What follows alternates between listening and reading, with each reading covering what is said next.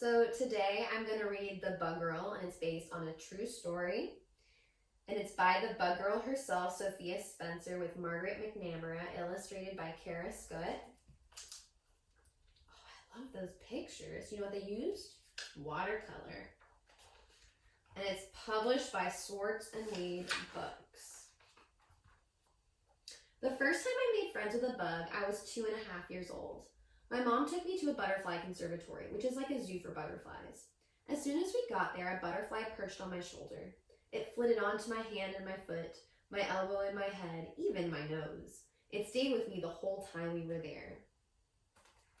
Can I try?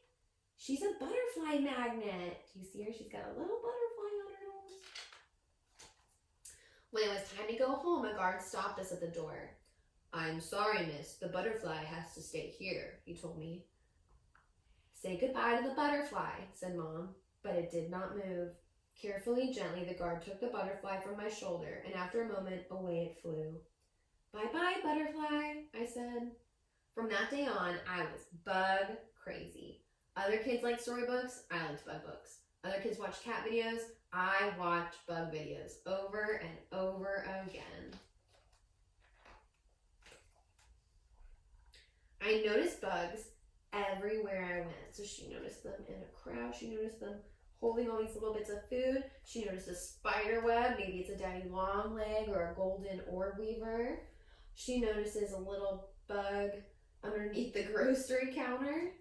And she notices something coming off the dog. By the time I turned 5, I knew a lot about bugs. There are billions of bugs on our planet. Bugs have been on Earth way longer than humans have. They live on every continent, even Antarctica. One way or another, most plants and animals rely on bugs to survive. The scientific name for bugs is arthropods. Can you guys say arthropods? Arthropods is the scientific name for bugs. But I call them bugs for short. In kindergarten, nobody minded that I loved bugs. Prehistoric dragonflies were as big as seagulls. Awesome! Cool! Wow! When the other kids in my class started a karaoke club, I started a bug hunter club. Every weekend, my friends and I took our bug buckets and nets and magnifying glasses out to the stream near my house. We collected fireflies and watched them glow. We identified beetles by their 2 sets of hidden wings and counted the spots on ladybugs.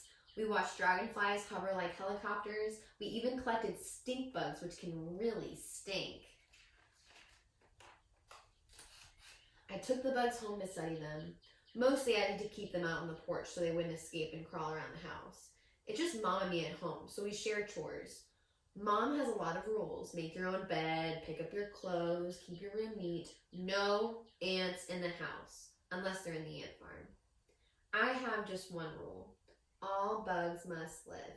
If there's a mosquito buzzing, I snatch it up in a napkin and let it go. We don't have a fly swatter, we have a fly net. One night, my mom saw a water bug, a giant flying roach, in the middle of the living room. She knew the bug rule was very important to me, so she didn't kill it. She put a net over it and waited for me to find it in the morning. But when I lifted up the net, it was gone. When I got to first grade, everything changed. Nobody wanted to hear about bugs. Nobody thought bug facts were cool. At first, I didn't mind. Bug scientists are called entomologists. Show off. Why are you wearing that? Look at that. She's wearing a cool bug shirt. And that girl's being a bucket dipper. Then I brought a grasshopper to school. I thought the kids would be so amazed by the grasshopper that they'd want to know all about it. But they didn't. A bunch of kids crowded around me and made fun of me. Sophia's being weird again, one of them said. Ew, gross, said another. Get rid of it. Then they knocked that beautiful grasshopper off of my shoulder and stomped on it until it was dead. How do you think that made her feel?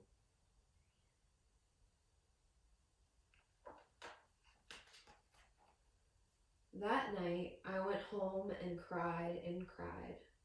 Those kids are wrong, my mom said. It's okay to love bugs, Sophia. I know, I said. It just doesn't feel like it.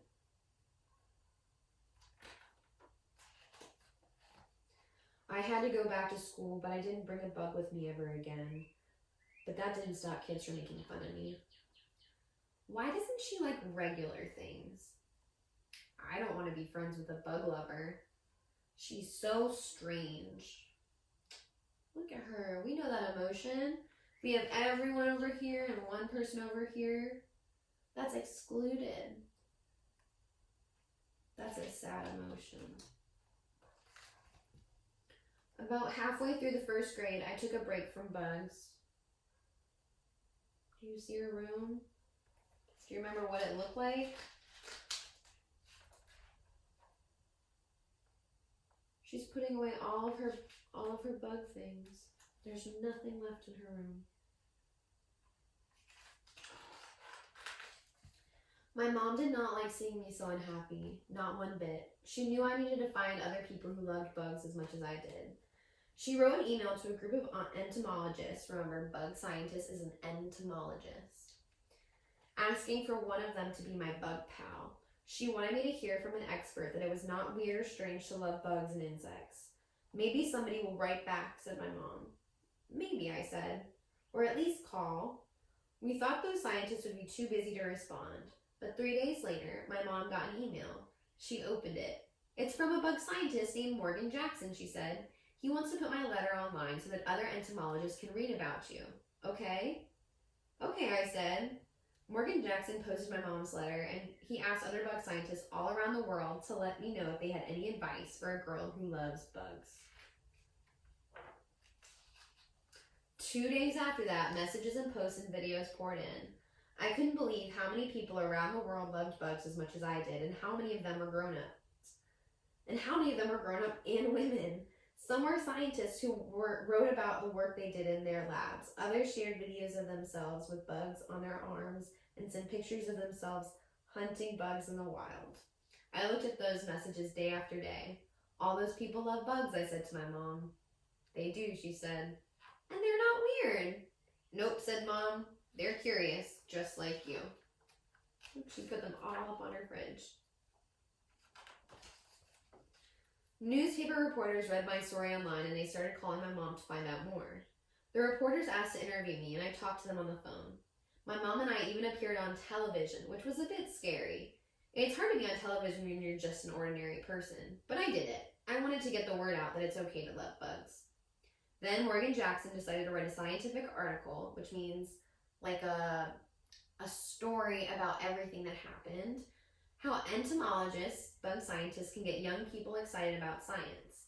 Morgan asked if I would like to help write the article, and I said yes. See all these drawers? He's just pulled out a bug.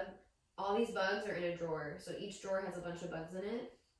So look at all the types of bugs he would have as a bug scientist. School got a lot easier after that because I didn't feel so alone. And nowadays I like even more things. Gymnastics, time travel books, swimming, and technology. But not too long ago, when somebody asked me to describe myself in 3 words, I said, the bug girl.